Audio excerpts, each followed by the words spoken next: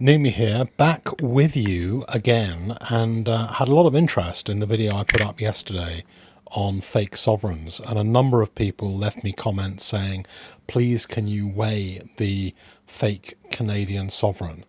Well, here it is, and it weighs around 8 grams, and I just wanted to compare it with a real sovereign, and it weighs exactly the same. Interesting. So you can't find a fake by just weighing it, assuming that NGC got it right and the 1911 Canada is in fact a fake, which I think it is. So relax and unwind, and going to bring you two packages that came in for grading and other work, and see what you think of those. The first one is from a very good friend of mine, and he wanted to give me some coins to regrade with grade conservation. So I talked about that a few videos ago. This is where you can send an already graded coin, and you can have it taken out the holder, conserved, and then regraded, and they won't give it a grade which is less than the grade that it has at the moment.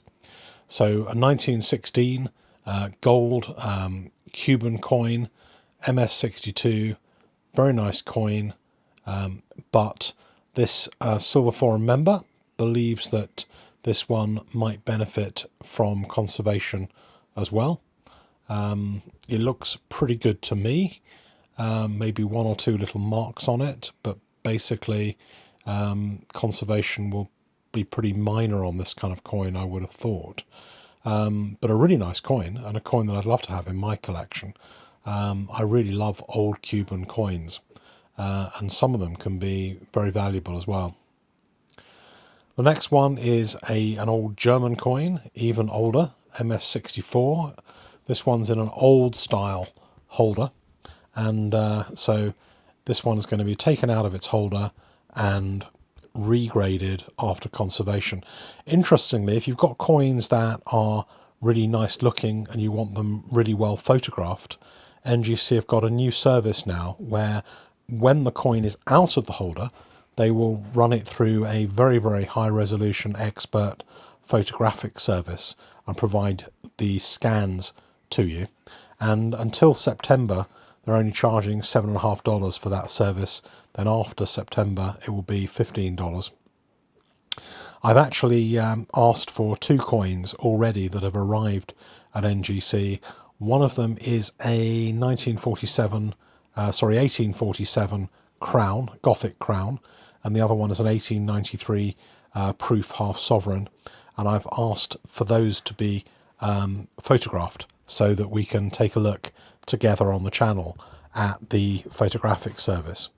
So this one here, the Kiwi, is a coin that you may recognize because it was graded and conserved, but the person who owns this coin felt that they didn't do a good enough job on the conservation, and there are still one or two little spots that they might be able to get off with conservation, and it's going to be reappraised by NGC to see whether they can do any better in conservation and maybe have it regraded and potentially bring it up a grade as well.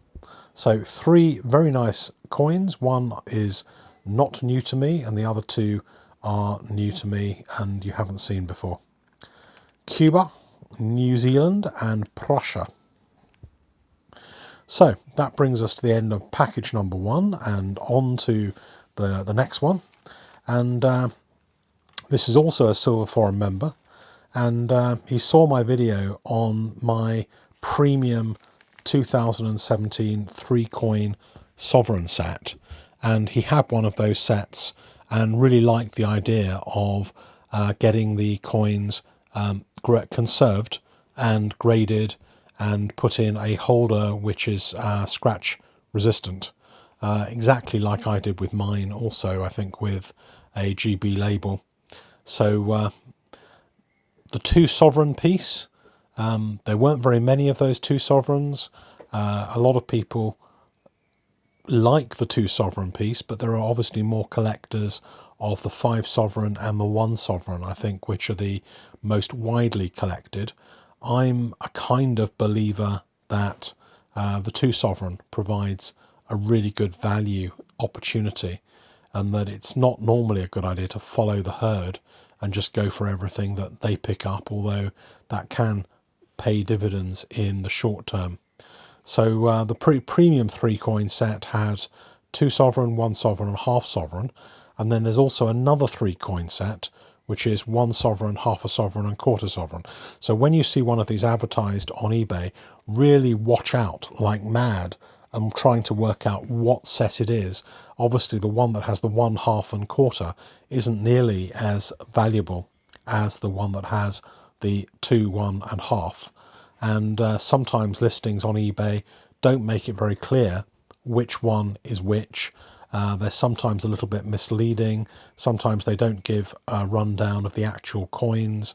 And funnily enough, it can be quite difficult from pictures to see exactly what's what. But normally the 2 sovereign is pretty visible. It's kind of obviously quite a big coin, nearly half an ounce of gold. And you can quite often see that, see this, but it's not quite so visible. Sometimes they take the pictures from a distance so that you don't entirely see what's in the box, and you put in bids. Normally it works out fine, and things aren't oversold, but just occasionally I've seen things which are regular 3 coin sets go for more than they should have done, and it may be that the ultimate buyer thought that they were buying a premium set or something like that. But of the recent premium sets, this one is definitely one to go for if you can find it. You can these were about £1,400 or so for the set from the mint. They sold out very, very quickly. I think there's only 450 sets of these coins around, and they seem to be going for round about £2.25 to £2.75,000. So a big uplift on the original. If you can find one at all, and they're quite difficult to find as well. So hopefully you're still with me, and 2/3 the way through this video. And for those of you who are still with me, you're going to get a really nice bonus box, third box arrival. So let's have a look at what's in this one. Big box, pretty heavy, and one of the reasons it's a heavy box is because it contains a very, very large silver coin. This is a Perfmint Lunar 1 coin, and it's actually pretty unusual, and it's the first one of these that I've really seen close up, although I know that they exist. Mintages are pretty small. This is a 2005 Rooster, but it is a 16-ounce coin, so it's half a kilo of silver. And in the Lunar 1 range, they produced half-kilo coins, and then they also produced them for the mouse, the tiger and the ox, I think, at the beginning of the Lunar 2 series. Then they phased them out. I think they sold very few of them. They're pretty rare, and the mouse, there are only a few hundred of them around. I had one for the ox, which I sold as part of a big set with everything in one of the big APMEX kind of set boxes. But that one will get graded, and very pleased to see that, and it'll go into one of the big extra large slabs which can take coins up to around about a kilo in those NGC slabs. Next one, everyone will recognise this. I think this is really such a pretty coin, and I'm not a big fan of the bullion ones, but I am a big fan of the proof ones. I think it makes a really spectacular proof coin, and a not very spectacular bullion coin. And I just love the mirrored fields. The one I particularly like is the 2013 kind of one, which is like an enhanced proof, where different parts of the coin are picked out. And there is a video of that at some stage in my my history, so you can probably dig that out, or else I might photograph it again for a new audience who may not have seen it. So there's also another few coins in here which were potentially from Hatton Garden Metals, given there's a Hatton Garden Metals bag. HGM, very good source of coins, and there's some sovereigns. One is a bullion sovereign and two of them are proof sovereigns. This one is a kind of a lusterful Gillick portrait early Queen Elizabeth sovereign. Really like these, and I don't know whether they're going to be particularly good investments. I guess they're about the same as any other bullion sovereign at the moment, maybe worth a few pounds more. If they're in very good condition, they can go for quite a lot of money, I've noticed on eBay, but they need to be in sort of 60 MS62 to 65 kind of condition to get a really good premium. These ones get a very good premium.